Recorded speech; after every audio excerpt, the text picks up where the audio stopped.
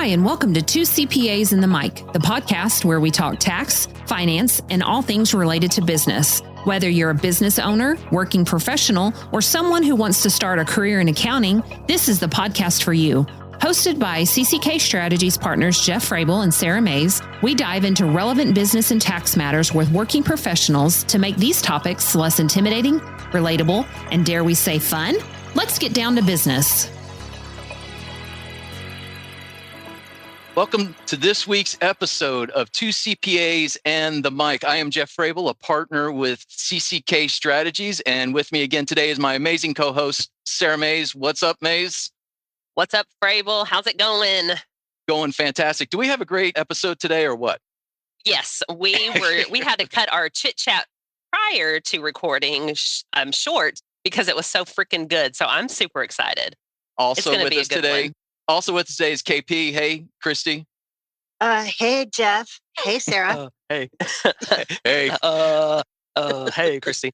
Well, if you have never joined us for one of our episodes before, please don't turn us off now because of the way we started this. We're just having fun. So anyway, we usually cover relevant business and tax topics, and we do it by applying straight talk, practical information, some humor. At least some might find it humorous. But the key element is we're not using all the jargon and stuffiness that's normally associated with our profession. And so we cover various topics, and you are in for a treat today. Sarah, I'd say we kind of have a fanboy on the show today. Oh, our first. I would love for him to say this, but apparently he has listened to all of our podcast episodes, and he is the winner of this season's signed tumbler. Yes. So we need to get that to him, but I just want to get into this because I think we're going to have a great conversation today.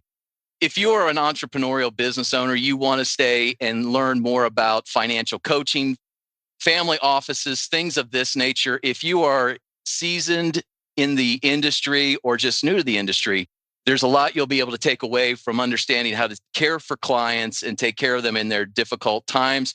But our guest today is Cory Hatch with Ark Financial in Austin, Texas. Hello, Cory. Welcome to the pod.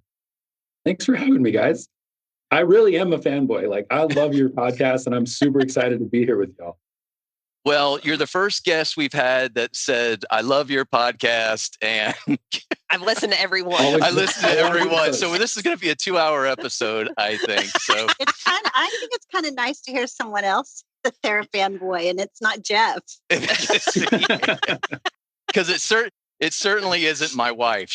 I don't get it at home. She's like, yeah, that puts me to sleep, sweetheart. I'm like, all right. So anyway, Cory, like I said, is with Ark Financial. Cory, your email signature says you are an academy director.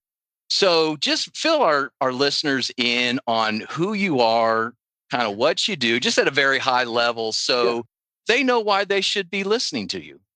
Yeah, absolutely. So I run the academy arm of Ark Financial. So Ark Financial is a fractional family office firm. We work with hundreds of families, helping them run the business of their family. And a few years ago, one of our clients runs a large community of other entrepreneurs and came to us and said, hey, I love what you guys are doing for me. It's completely changed the trajectory of my family.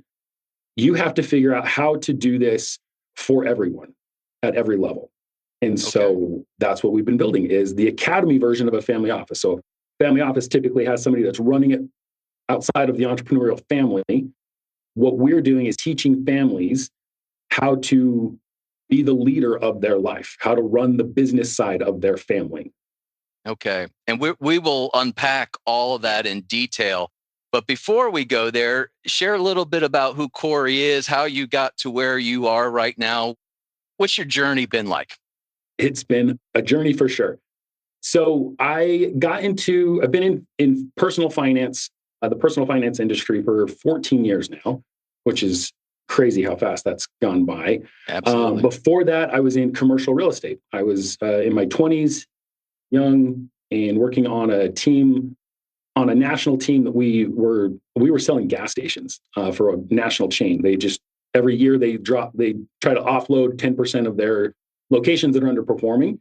we lost that contract. And me being the newest guy on the team, they said, hey, we lost the contract. You can go home and don't come back. And so I went home, told my wife that I was laid off, looked at my 10-month-old son, my first, and said, I get to spend some more time with you for the next little bit till I find something to do, which was actually pretty fun. Be a new father, have a little son. My wife had actually just got promoted. So like just the stars aligned for me to be able to do that and really figure out like what I wanted to do. And I had no idea. So I started applying for jobs, looking for things. I saw an advertisement on LinkedIn for a place called Fidelity Investments. Had no idea what that was, but it looked pretty professional. And I was like, maybe I should apply there. So I applied, got an interview. They offered me a job. I said, great. What is it that I'm going to do? And they said, you're going to get licensed. You're going to be a stockbroker. And you're going to help people invest. I was like, great. Stockbroker. What's stock? So you had it all under wraps. You knew it all. Man. I was very prepared.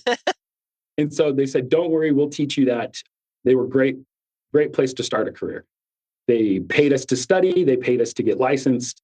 So I got my 7, my 63, and my 66, my insurance license. Got all licensed up, worked my way through Fidelity for the next 7 years, and then moved over to E-Trade. E-Trade got bought by Morgan Stanley, and just thought I was doing really good work because I was working with individuals. I was helping people achieve the dream, being able to retire and do the things that they wanted to do with their life.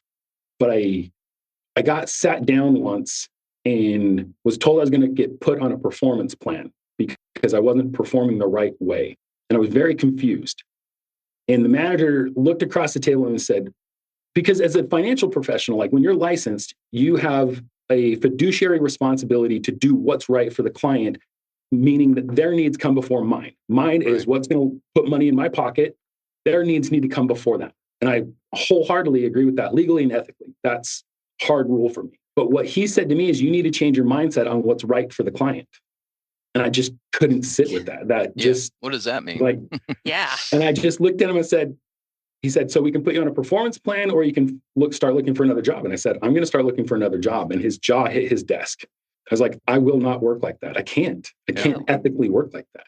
And so started looking for something else.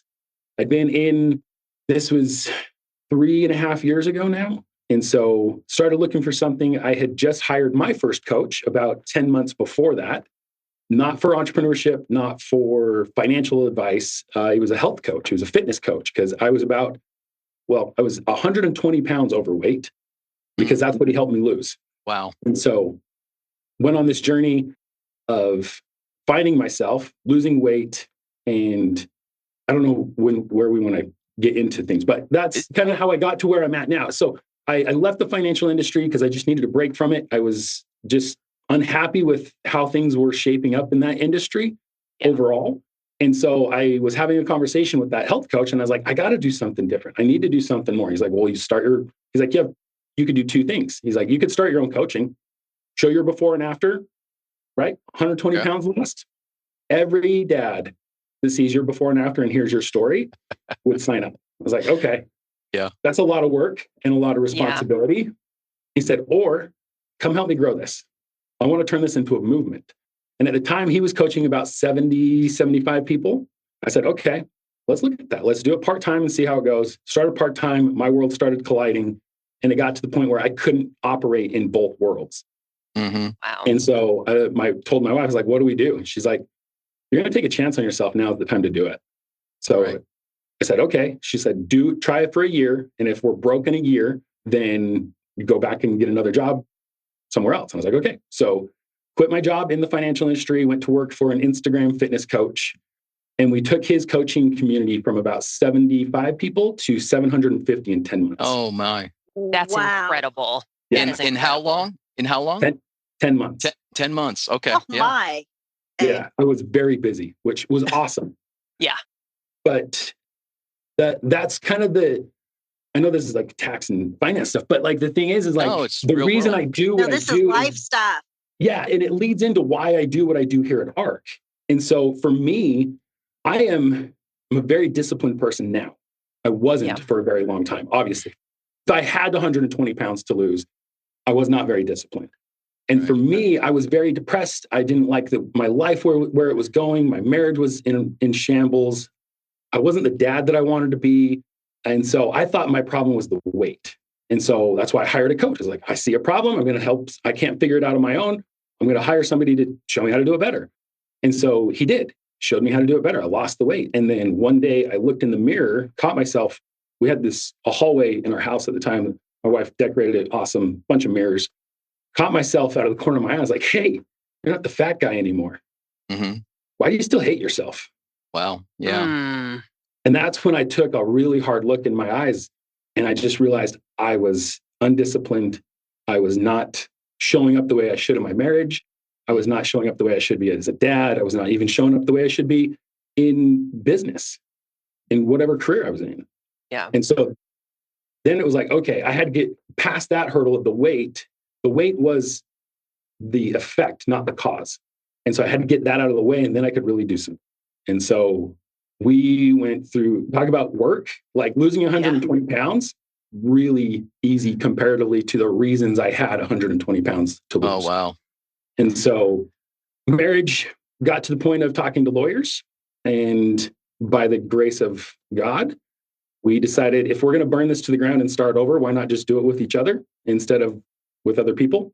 And so that's what we did. Oh, wow.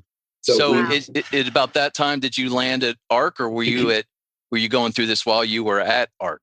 I was going through this before I got to Ark. So I had quit. I had left the financial industry. I was selling guys on weight loss, going through this whole journey myself, but being able to talk to men, it was a men's group focused on being a better father. It was just, we've approached being a better father through fitness and nutrition so that you can learn discipline somewhere and then apply it to everywhere else in your life. Mm-hmm. And so, but being able to sit across on calls like this and tell guys like, look, I lost 120 pounds. I burned my marriage to the ground to the point that we were talking to lawyers. And I decided if I'm going to be the leader of my life, I'm going to lead a life I want to live. And it was an easy sell for these guys, right? Like, to be like, they're like, I don't know what you're selling. I want that. Whatever you just said, I want that. It was an easy sell. And so as I was doing all this work, started to rebuild our life, basically just sat my wife down and said, look, I hate myself for all these reasons, and you should leave because of these reasons, because I can't stand looking at myself in the mirror, and I can't imagine you want to be married to a person like this. And my wife, who is the most amazing woman I've ever met, looked me square in the eyes. She said, I know all that, and I choose to love you still. And I mean, someday we'll meet. I'm 6'3". I'm 250 pounds, about 10% body fat. Like, I'm a big man, and I broke and fell to my knees. Yeah.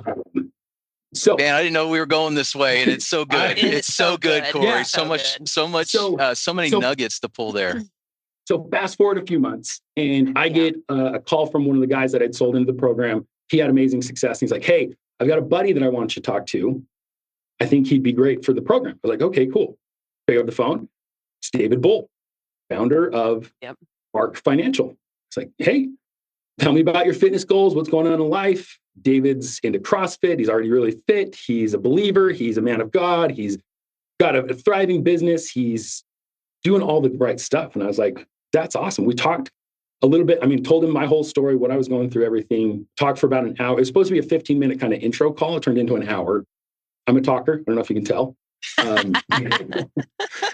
And so at the end of it, he's like, I really enjoyed this conversation. I'd like to talk again and tell you more about what I do. I was like, cool. I love talking. I love learning. And so we got on another call. It was supposed to be like 15, 20 minutes again, just to tell me a little bit about Ark and what family office. Because my experience with Fidelity has a family office offering. Morgan Stanley has a family office offering. So I understood the concept of a family office. And he just explained more about what he was doing. I was like, that's awesome. Let's go back to that fitness thing that I'm trying to sell you. And so after he told me everything about Ark, he's like, look, I'm not going to buy your fitness program, but I really think you should talk to our operations manager or the COO or whatever his title was. I was like, cool. I was like, maybe I'm going to sell him. So we set up a call, got on the call, and it was a guy his name's Dan. He's not here any longer. But the way I remember the conversation going is thinking that I'm going to sell him fitness, like a fitness program. And he's like, hey, David said you're ready to join the team. What do we got to do to get you down here? Because I'm in Utah. They're in Austin. You're in Utah. And I'm like, what? I don't remember that part of the conversation with David. But tell me more, right? Like Yes. this was like what I was looking for. And I think the fitness thing was given to me as an opportunity to really figure out who I was and what story I want to tell with my life, while Ark figured out that they needed somebody down here. Mm. And so we talked, we figured it out. We went back and forth a couple times. I didn't think it was the right choice at the first because it was moving. Like my son was just starting middle school. My youngest, with my two younger ones, I've got three kids, we were just getting in a groove where like our neighborhood was really good. Friends were great. Schools were great. Church was great. And we prayed about it and it was, no, don't go. Like, okay, easy answer. That's fine. Called him, said, I just don't feel right about it. And for the next 2 weeks, it just gnawed at me like, no, I know I told you not to go, but you really should reconsider this. And what hit me one day is I didn't even ask my kids, like if they wanted to move to Texas. Mm-hmm. Yeah. I didn't include them. And so my oldest was 12 at the time. He was the first one because I knew he was going to be the other two will follow him. Like he's a leader, like amazing kid. And so we were picking him up from a school activity or friend's house or something one night. And me and my wife were like, hey, we've got this opportunity, but we would have to move to Texas for it. And he lost it, just crying, tears. How could you do this to me? My friends, my school, everything going on. We're like, okay, cool. Glad we got the impression to ask. Like, this is a great conversation. So we go home. He storms off to his room, slams the door, and we're just downstairs talking, doing something, me and my wife. He comes down like an hour later. He's like, Dad, I'm sorry how I reacted. I was like, okay. He's like, I actually think we should go. Wow. I was like, really? He's like, yeah, I think it would be an amazing opportunity for you and a great adventure for our family. I think we should go. And like, talk like proud dad. And I'm like, 12-year-old. you're 12-year-old. Old. Yes. Like, you're more mature than I am. And at 40, like it seriously, he turned into a young man in front of my face. Like it was amazing. And so the next morning we brought it up to the other two and they're like, yep. Like I couldn't even finish the sentence. I was just like, there's an opportunity in Texas. And they're like, yeah, we're in, let's go. And I'm like, hey, there it is. So called Ark back and was like, hey, my answer's changed if you still have me. And they're like, yeah, get down here. Nice. And so we took a couple months, but we got my family down here, got hired on as a coach originally. There was another guy here that was started the process a few months before I got here. He left 3 months after I started. And so I just got here and they're like, hey, do you want to run the whole thing and just kind of take over? Sure. Like, Okay. I know what a stock is. Yeah, I know what stock is now. Like I have an idea of what family office is, but yeah, why not? Let's do this adventure that we've talked about. So that's fast forward 2 years and now we're here talking. So it's amazing. Well, so Cory, it's a long story of how I got here, but I like it was a great great story. So here's what's going through my mind, Cory. That went a totally different. I heard that you had a backstory and you laid that out beautifully. And I was having breakfast this morning with someone I've known for several years, and we got talking, and he said, Jeff, this is the thing about you that I admire, blah, blah, blah. And what I'm learning through your comments as a result of that discussion this morning, we've talked, you've listened to all of our podcast episodes. So we are unashamed of the fact that God does line up dots, and there's a plan and all that. And I think I've come to the conclusion after listening to your story that this podcast is not for those who have everything perfect in their life and have no problems or issues. I believe we are here to tell people we're all in the same boat. If you're having problems in your marriage, you're not alone. If you're trying to balance a family with your business, you're not alone. And stop thinking that you're crazy because you feel like you're failing. And so I just appreciate and love and admire your vulnerability and sharing those things, because it's part of who you are. Right. And it's going to be part of what we're going to talk about as to why you do what you do and why it matters for you. And so it's a beautiful story. I really appreciate you sharing that. But I do have one question before we get into some more of the professional details. Yeah. They call you Ox. Yes. And the first time we met, you allowed me to call you Ox right away. So where does that come from and what is that? So I wish it was a funnier story. Like in my early 20s, I worked like 2 or 3 jobs just trying to scrape money together before I was married. Like I was just trying to put some savings together, and went to a friend's house. Like it was a party going on, and I'd been up for like 3 days straight. So I fell asleep on the couch, and my friends were like, "Hey, we're going to go play volleyball." And they tried to wake me up, and I tried to swing and punch one of them.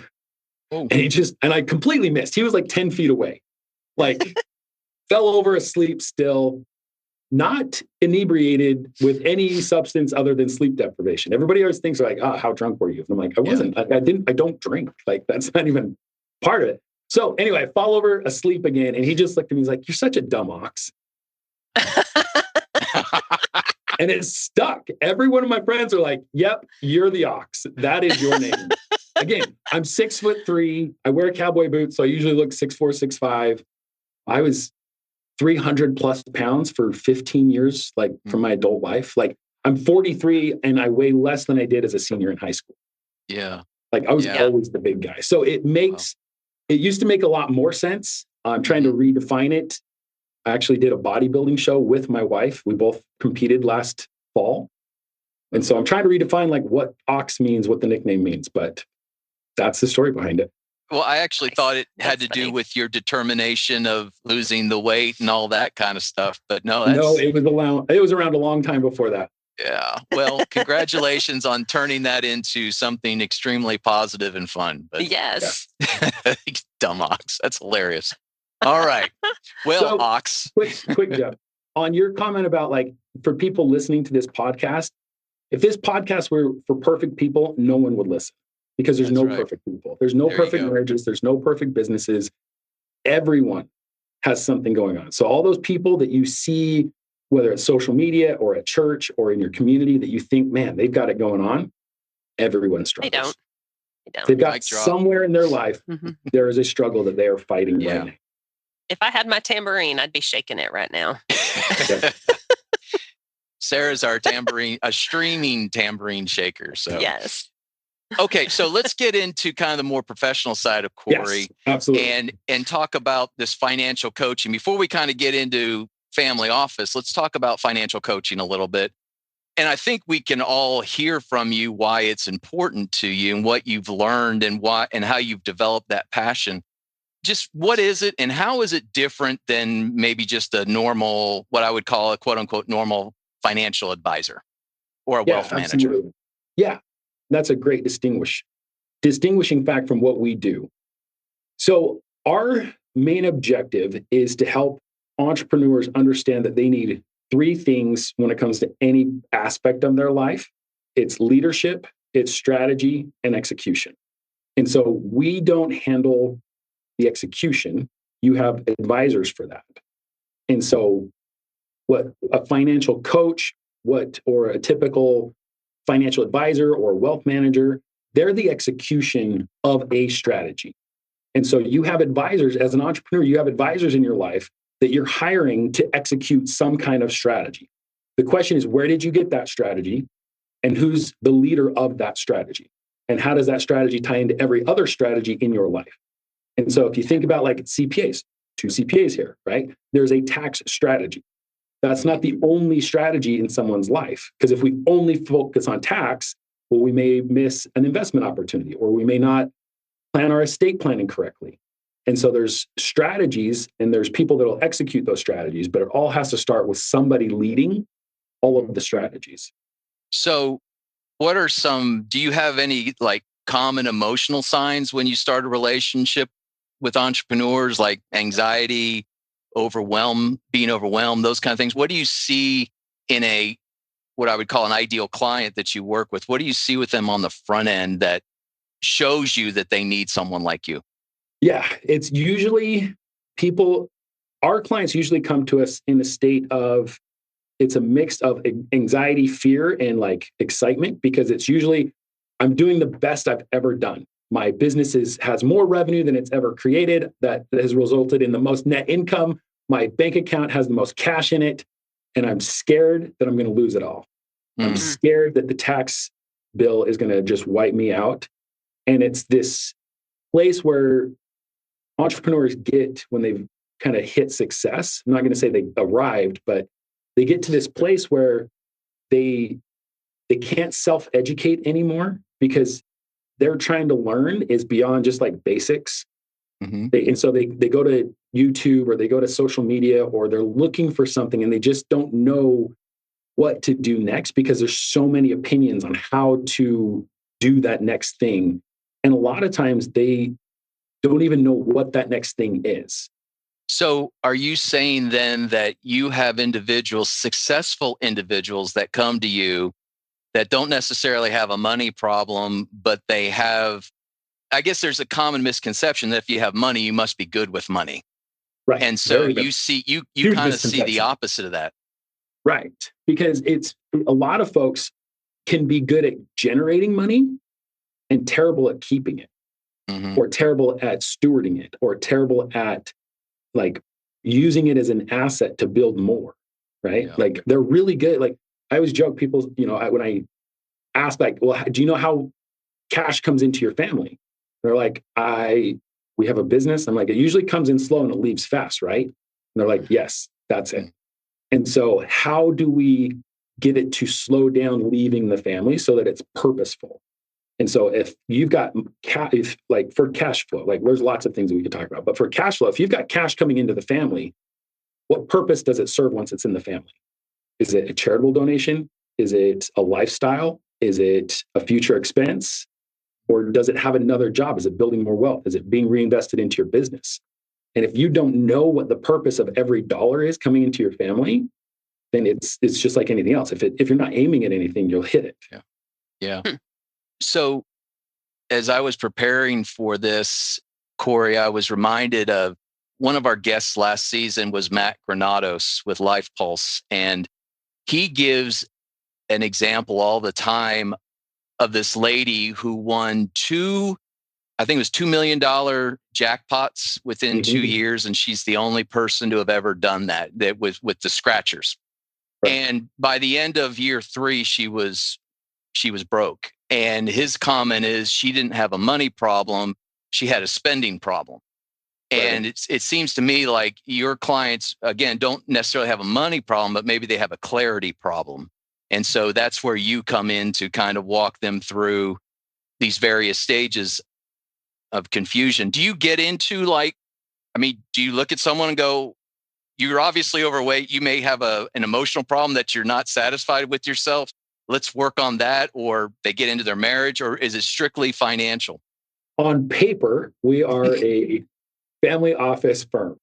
Working with families oftentimes leads into the personal side of things. And so I routinely talk about marriage communication, right? Like there's a handful of guys and the thing is like people hear my story and then they ask me about weight loss. They're like, hey, I know I need to do this. Like you obviously figured something out. And I'm like, well, I hired a coach. I didn't figure out anything, right? Like that's why I do what I do, is because I needed someone to show me how to do it better and then hold me accountable to actually doing the work. And that's like getting back to like why I do this. That's why I do this, is because part of the work that I've done is figuring out who I am and what my mission in life is. And we teach this, like one of the things that we teach folks is like clarity of vision. And so you have to get very clear on who you are, but you also have to get very clear on who your family is. And so what purpose does your family serve? And so we use a framework. There's a book called Legendary written by Tommy Breedlove. And he uses this framework. And I think he may have borrowed it from somewhere else, but this is where I learned it. And he came in and did the workshop with us. He's given us permission to name drop him, use his stuff all the time. He's awesome. Yeah. Awesome guy.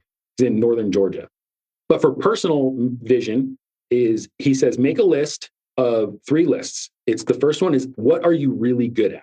And don't be shy and don't be like, just drop the ego. You have gifts. You've been given gifts and you need to list them all out. And then you need a list of the things you love to do.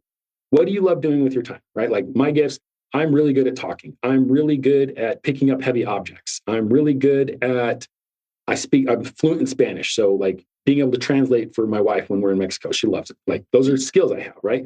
What do I love to do? I love riding dirt bikes. I love spending time with my family. I love dating my wife. Like Friday nights are my favorite night. I get to date my wife. Like, it's the best. I love spending time with my kids. I love helping people. I have a really good ability to help people uncover work that they need to do in their life. And then I love walking with people as they do it. That's kind of my thing. And then the third list is, what does the world need more of? And so that's I deep. think, yeah, it's really, well, it can be, but like, I think the world needs more tacos. Like, it's just the fact. I love tacos. And Nice. if you have an argument with somebody, you bring tacos, that discussion goes way different. And so the world needs more tacos, but I also believe the world needs stronger families. And so if I look at that, kind of my list as I did it, and you can use, you can throw it into ChatGPT, you can use, like, sit down and analyze it, but you come up with a vision statement for yourself. And so I work with individuals to help them identify the work they need to do, walk with them, do it, because the world needs stronger families. And that starts with the individual. And so that's what I do. That's why I'm at Ark. Yeah. And so as weird, I was talking with our managing director this morning about this, as weird as it is, the reason I do all of this is so that folks can have a closer relationship with Christ. Mm-hmm. And so like when I say, like, I need you to have a better tax strategy so you can grow closer to Christ, people are like, that sentence doesn't make sense. I love it. But it's stewarding your money. It is. It's stewarding, right? Because if you don't know what your tax bill is going into tax season, that means you're guessing. That means you're thinking. And I don't want people to think. I want them to know. And that's the clarity. Like, if you move from I think to I know, that's clarity. That's peace. That's stewardship. That's the leadership aspect, right? Because if you think about, like, what we do is, we're not the execution part. Like, the easiest way for me to describe what we do is as a fractional family office. Like, what is a family office? Because a lot of folks we say that to, they're like, so I got to go lease a building? Like, where's my family office located? What's, like, and it's not, right? Yes. It's not a physical place. It's a state of mind. It's an operating system. It's how we run our family. It's the business of the family. And so whether you're an entrepreneur or you're an employee somewhere, it's how do you run the finance of your family? How do you run the taxes of your family, the cash flow of your family, the protection, the estate planning, all those things that we have to do as families? That's the family office. It's the business of the family. And so what we do is help with the strategies and then coach you on the leadership of how to coordinate all of the strategies in your life, and then find the right advisors to execute on those strategies.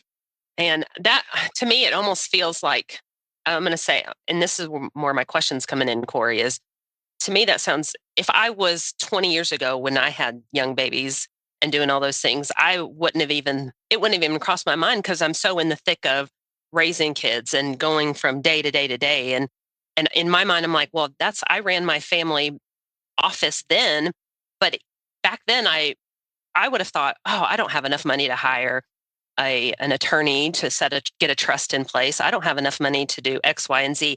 Is that where the academy comes in to, and maybe I'm jumping the gun, Jeff, but is that where the academy comes into play for, because early on you were talking about the academy was for everybody, where it wasn't just a family office, and it's really learning about how to do all these things, correct?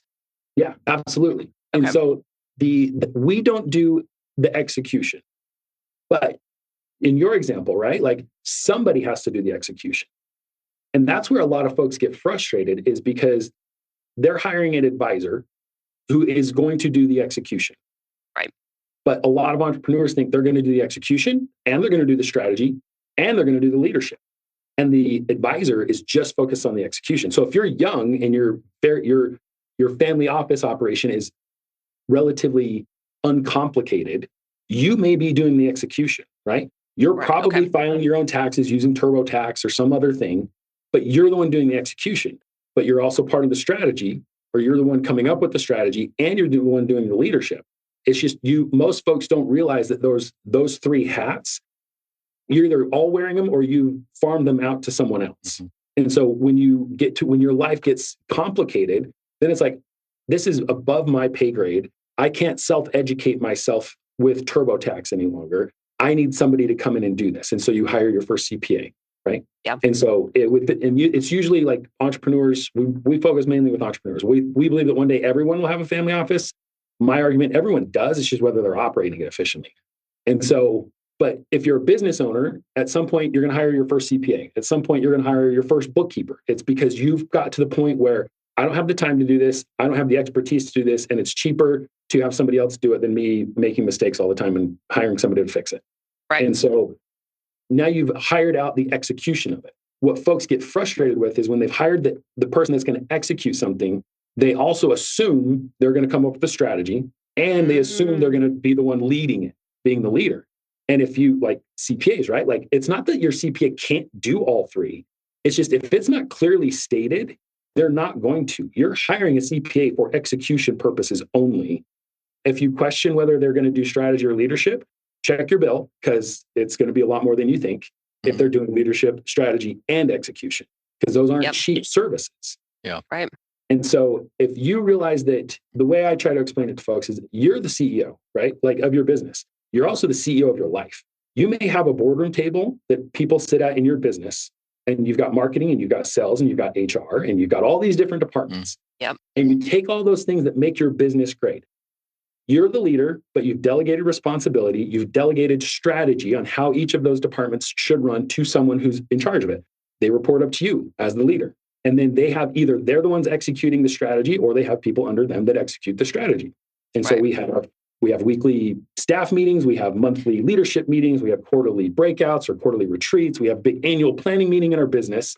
And then I look at entrepreneurs and say, does that work for your business? Is that why you're successful? Like, yes, absolutely. It's like, great. When's the last weekly meeting you had with your family?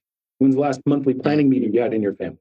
Have you had a quarterly breakout or a quarterly retreat with your family to talk about goals and vision? Have you ever had an annual retreat where your family sits down and says, what are we working on this year? Because most entrepreneurs put a ton of time, energy, and attention into making their business feel like a family without putting the same effort into their actual family. Woo! Yes, I'm stepping on toes now. Yes. That's A good coach does. I call it how I see it. Yeah. And with everything that I've gone through, my core mission in this life, in this world, is the world does need stronger families. 100%. And if somebody's not willing to tell them that their family's not running the way it could, then they're just going to keep floating. They're going to keep assuming everyone else is the leader, and I'm just frustrated. It's not me. I'm not the problem. Everyone else is the problem. Well, you're the leader. I always think of the Spider-Man meme where they're all pointing at each other. Yeah. Yes. I'm not the leader. Like, I hired the CPA. He's the leader. Yeah. She's the leader. Yeah. I hired a bookkeeper. They're the leader. I hired an attorney. They're the leader. I don't want to lead. That's what's scary for most folks, is when they realize, oh, I'm the leader. I'm the CEO, not only of my business, but of my life. I have to make all the decisions. That's a problem. So in this process, Cory, it sounds to me like you go through the coaching part of it. We'll call it financial coaching, but it does touch on some other things as well. But you go through this process, and then is it the family office is kind of the end result of that process, where you gather, I guess I would say, how would you define the family office? And is it a matter where you gather, I would say, the executioners, but that sounds bad, but you gather those that execute the various things that you are developed the strategy for. Is that reasonable? Yeah. The way I would say it, it's the system in which you operate your family.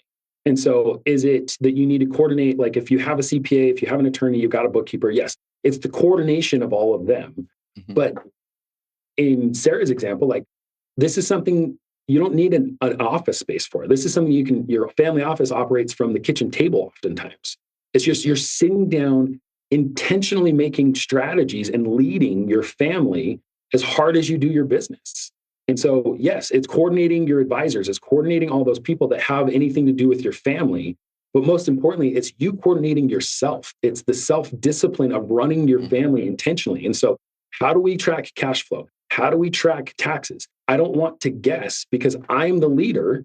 And so if I just wait for somebody to surprise, like, I mean, you think about a business owner, right? If you've got a sales team, would you wait till 3 months after the year ends to ask them how sales went for the year?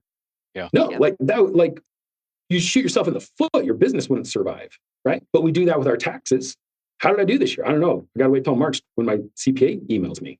Not to throw any CPAs in the bus. I'm talking to him. Well, we don't do that. You know right, that. no, We don't do I completely agree. And you guys are great, right? And so, but a lot of folks out there do that with their advisors. They wait until the return is signed to ask questions.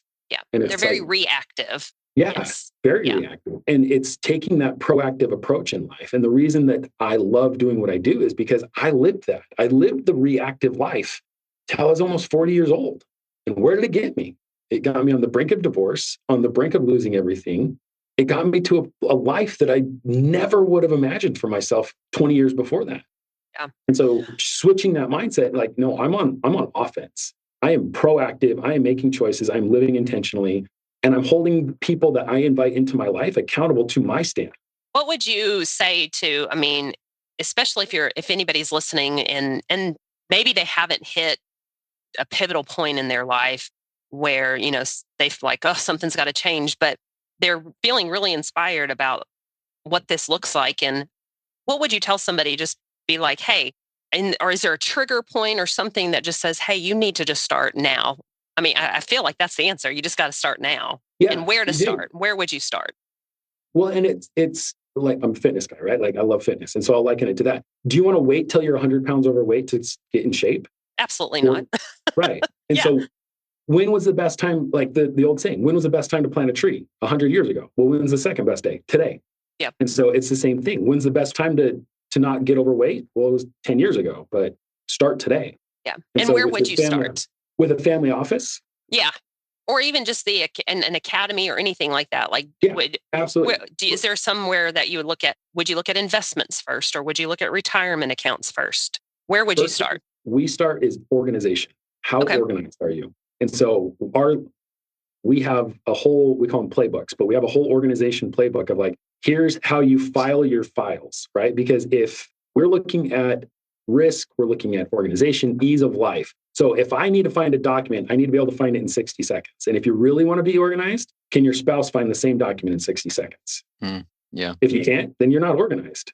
Okay. It's as simple as that. It's just getting organized. Where do we start there? It's, if I'm an entrepreneur, having an entity chart, like what do I own? How do I own it? And what's the purpose of it? So that if I'm going to get funding for a new project or a loan, or I've got to talk to my estate planning attorney, like, hey, what do you own? What needs to be in the trust? What needs to be in the documents? This is what I own and this is how I own it. And right? what do I owe against it? Right. Yes. Yeah. Right. And that's the next one is a net worth statement. Right. Yeah. So we use if I ask entrepreneurs, hey, when's the last time you looked at your P&L? They're like, yesterday, weekly, right? Like there's a scheduled. Or they say, what's a P&L? Right. Or they say, you mean my checking account? Yes. Yes, your checking account. How often do you check your checking account? Daily, hourly, right? And so, but then you ask them like, well, what's your net worth? Like, what's that? Yeah. Yeah. Right. And so it's taking a lot of these business concepts that most business owners are really good at and just translating it over to their family. It's like, okay, if I can be really disciplined with my food, then I can be really disciplined with my communication to my wife. Or if I show up and control what I put in my mouth, I can control what comes out of my mouth. And so it's learning discipline in your life and then figuring out how to translate it to other parts of your life. And so getting organized, just knowing that you're organized relieves so much unseen stress. Having an entity chart just clears things up.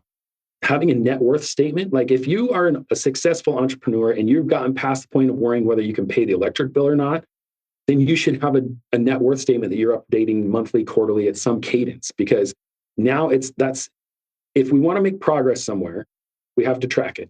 To track it, we have to measure it. And if you're trying to create more net worth, then you need to have a scorecard. And that's what a net worth statement is. So if you're checking it monthly or quarterly, it's how did I do this year? I had a goal. Did I achieve it? What are the steps? And then you can back into things, because as soon as you have that net worth statement, you have a baseline of where you're currently at. Great. Now I can set some goals for a year from now, for 5 years from now, for 10 years from now, but I have something to base it off of. So Cory, I'm wondering how this plays out, because I'm just going from personal experience. I've often told my wife, if something unexpectedly happens to me, go see my partners, go see our banker, go see 2 or 3 other people. What's it like when you start, and I'm going to say this could be the wife could be the entrepreneurial spirit. The husband it could be either one. It could be both, whatever. Do you get in these situations when you start to unpack this? Because I'm assuming everything's out on the table. Do you get in situations where the spouse goes, "Oh, I had no idea," or "We're really doing that," or "We really owe that"? How do you navigate those kind of situations? Yeah, absolutely. I've experienced both ends of the spectrum of like, we owe how much to who for what? And then I've had the other end where it's like, I'm sorry, we're worth what? Where did that come from? Yeah. Which has been awesome. That was the one I'm thinking of. The wife was the bookkeeper in their early 60s. And I was like, so knowing that, what would you change? She's like, I don't want to be the bookkeeper anymore. I looked at him and I was like, fire your wife right now. And they both got like really giddy. Like, we can do that? I'm like, you should have done it a long time ago. He's like, you're on notice. You find your replacement and you're done. And then she got to be a full-time grandma. And so it was awesome. But yeah, absolutely. You start unpacking things. And because entrepreneurs are very good at having it clear in their head, but they don't often translate that into having it documented somewhere. And they very rarely have it documented well enough to be able to repeat it. And so if we've got things in our life, like a business, like a charitable plan, an estate plan, if it's clear in your head, that's great. I'm glad it's clear. But if it's not documented, then nobody knows. Like, if something happens to you, nobody knows. And if it's not repeatable, like if you've got it documented on a notebook in your drawer, who's going to know to look there? Who knows how to repeat it? And so as we help folks build out these strategies, the leadership of it is it clear? Is it documented? Is it repeatable? And if it is, then now you're acting as a good leader. Mm-hmm. Yeah. Got it. So when you get to that point and you've got everything organized and you've got your goals set and you know where you're going to go and you have regular meetings through the year and you've hit goals, all those things, how often should you revisit your organizational documents for the family? And how often should you revisit goal? Is it once a quarter, once a year, every 5 years? What's that look like? It really depends on what specific thing you're talking about. Because we've identified, like in the academy, we have 18 playbooks that we operate off. And then with our like full family office, I think there's another 40 or 50 that they can pull in. It just depends on the complexity of the family situation. But one of the kind of the things that we've built out is what we call our family office operating system. It's a mouthful. We're not good at marketing. We're good at tax and planning. But we call it the FOOS, the FOOS, the family office operating system, because it's a mouthful. But that's the schedule. And so it's, okay, we're going to review goals once a month. We're going to review cash flow once a month. We're going to update our net worth statement once a month. That's the intention. Because if you think about how often do you have a leadership meeting in your business, you should have a family office meeting on the calendar and respect that enough to hold to it. And so what I always challenge my clients to do is pick 2 hours before a meal. It could be a Friday afternoon lunch. It could be, or a Friday morning before lunch. It could be an afternoon, but do your family office meeting and then go have a meal together. Because again, I believe in stronger families. So if I can force you to date once a month, I'm going to, because I selfishly win. And so work on your family, on the business of the family, and then go date your spouse if you have one. If you don't have a spouse, still operate this way. Because at the meal, dream. Do the business and then go dream. Dream together if you're married. If you're individual, dream about the life you want to create. Because you just did the work to see, I'm actually making progress. What does that translate to? Good. That's good. Okay, Vrabel, you had a question. Well, yeah, I totally did. Stepped over you. No, you're perfectly fine. I just wanted to kind of get back to some of the more practical things of the family office and ask Cory, who's generally involved in the family office as far as service providers? I'm sure it's not a one size fits all, but are there some common players? But then there's also, you've seen also these other providers. What's normal and what have you seen? Yeah, absolutely. So when we onboard a client, we go through and basically just take inventory of all the advisors that they work with. And so, I mean, we're working with entrepreneurs, so they usually have a CPA, and a CPA works both on the business and on the family, right? There's two returns, at least two returns. There's usually lots, but so you got a CPA. Oftentimes there's some kind of bookkeeper fulfilling that role. And so whether they're just in the business, they could be in the business and the family. It could be the wife, the spouse, the husband, the mother. A lot of times we see somebody's mom is doing the bookkeeping, but you've got bookkeepers, you've got controllers, you've got CFOs, and they could be fractional or full-time. You've got attorneys, usually an estate planning attorney. You've got a contract attorney. You've got a real estate attorney, litigation attorneys. Let's see. Then you've got insurance agents, personal, business, commercial. We've seen cybersecurity advisors. Depending on the size and the type of business that you run, you might need extensive cybersecurity. And I actually recommend it for any entrepreneur, for any individual. There's cybersecurity services that are relatively inexpensive for families. We live in a technology age, and if you've got children or a spouse or yourself, you're at risk. And so you should have some kind of cybersecurity protection around your family. I would imagine the key here is not to be, if someone's listening and considering this, the key is to not be overwhelmed by, there's no way I could deal with all those people. That's on a scale from very simple to very complex, I would imagine. Correct. Yeah. So we try to keep things as simple as possible until complexity outweighs the risk of not having it. Mm-hmm. And so and again, it's not that you need to have attorneys on retainer. You don't need to be incurring expenses. What you need is, if you have a problem, you need to be able to call someone. And so it's just having that phone number of, okay, if I get sued, I call this attorney. Mm-hmm. If I am buying a piece of real estate, I'm calling this attorney.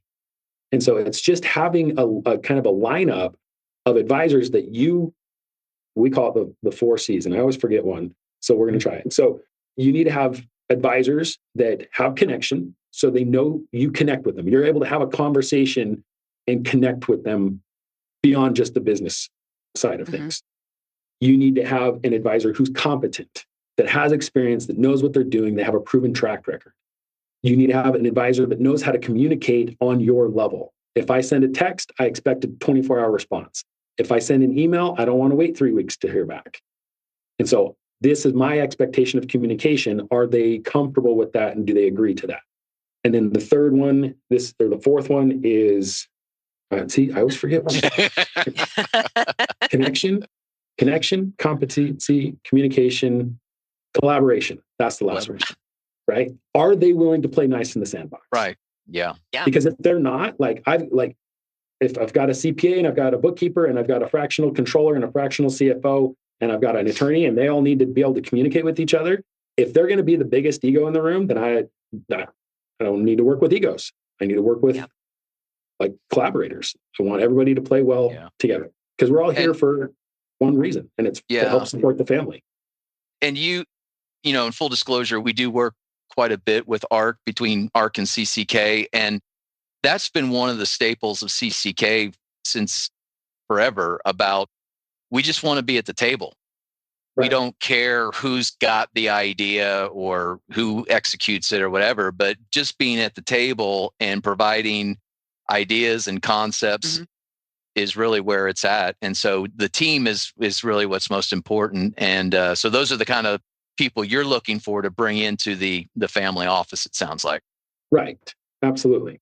All right. Well, Christy, we're getting ready to close up here, but you've been strangely quiet, but I see you taking notes and stuff.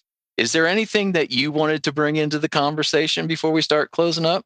You kind of covered it all. Okay. Yeah. All right. I see those wheels working. I just want to make sure. So, well, Cory, as we wrap up here, got a couple questions, wrap-up questions, but what's one mistake that high earners keep making that you see? They assume they're the only ones. They assume that, I'm successful. I hang out with other successful entrepreneurs. Whatever it is, we hang out at the same gyms that are nice. We drive the same nice cars. Whatever it is, everyone's facing a struggle, and they're too embarrassed or scared. I don't know what the right word is, but they don't share their struggles. And just because you have some level of success in your life does not mean that you have to do it alone. Like everyone needs help. Everyone needs community. Everyone needs somebody that they can call and say, look, I've got this going on. Can I share a scripture? Is that okay? You bet. Yeah. Absolutely. My very favorite scripture is Luke 22:43. And it's a scripture that's often overlooked. A little background, if you're not familiar with Luke 22, Christ is in the garden. He is suffering. His mortal friends have failed him. They're fallen asleep outside the garden, and he is alone to do, in my opinion, the greatest act of humanity we've ever seen. And in the final moments, he asks if he has to do this. If there's any other way, let there be another way. We know there's not.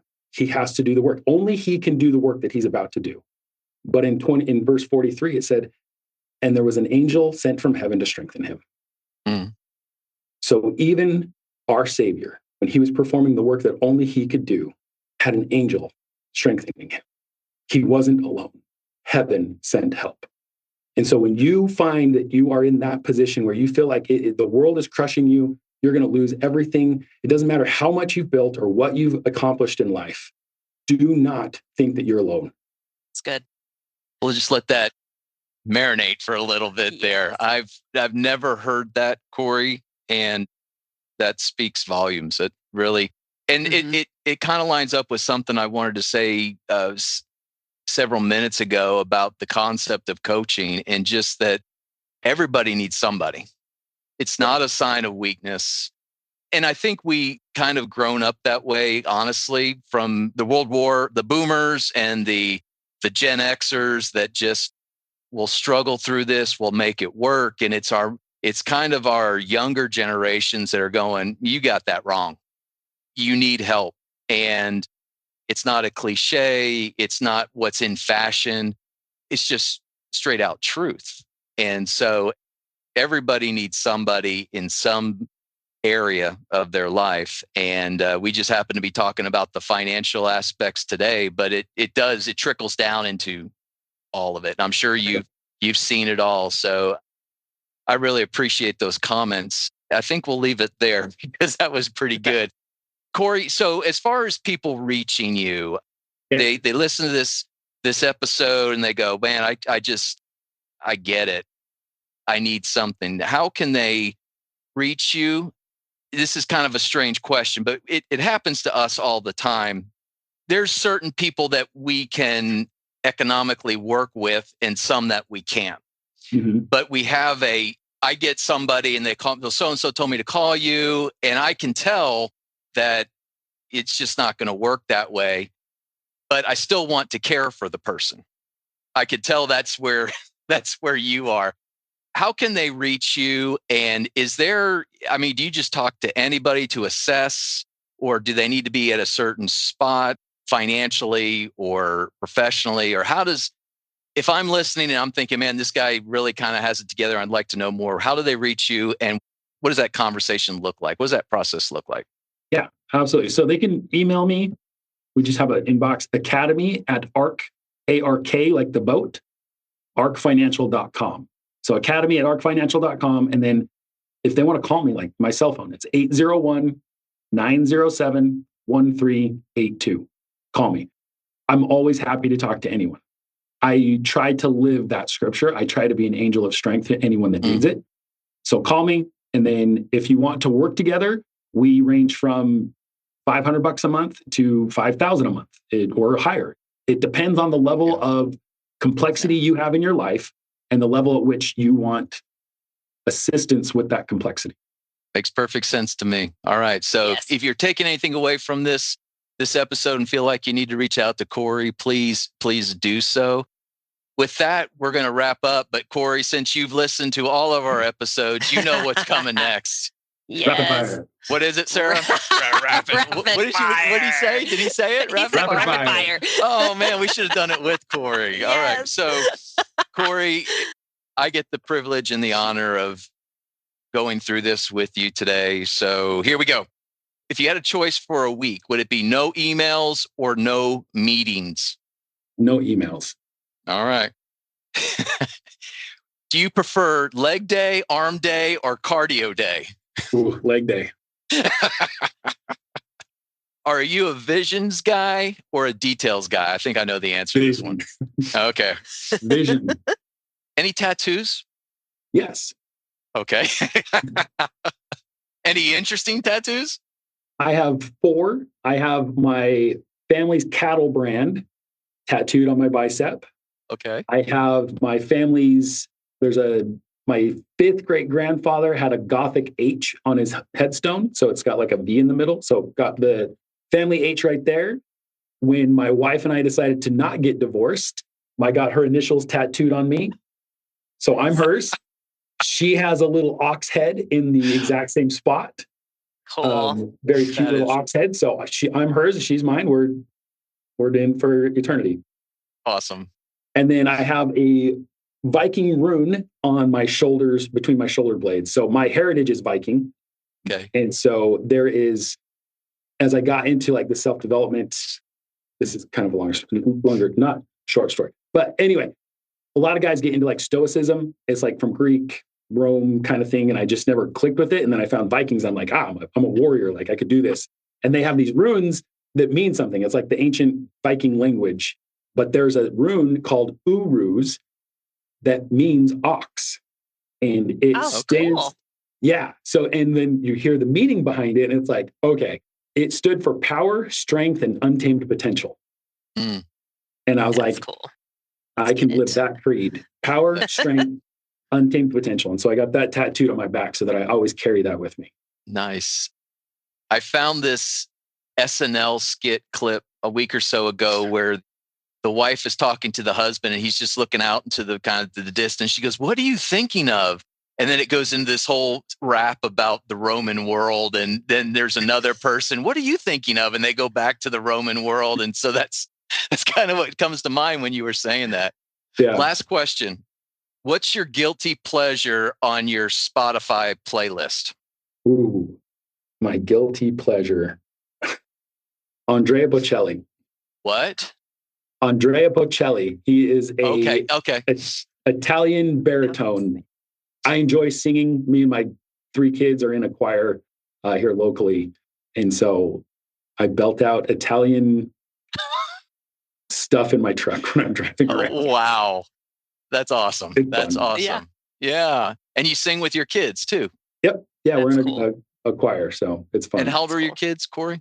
Boys are almost 15 and 12, and then our girl Ellie is 10. Awesome. Yeah, those are good times. Good Yeah. times. Yes. Good ages. Yep. Well, Cory, you just dropped so many nugget bombs on us this week. The other thing I wanted to point out is, Christy, correct me if I'm wrong, I think this is the 4th podcast episode where we've talked about outsourcing things. I think Sean Copeland mentioned it. I think Keena Leva mentioned it.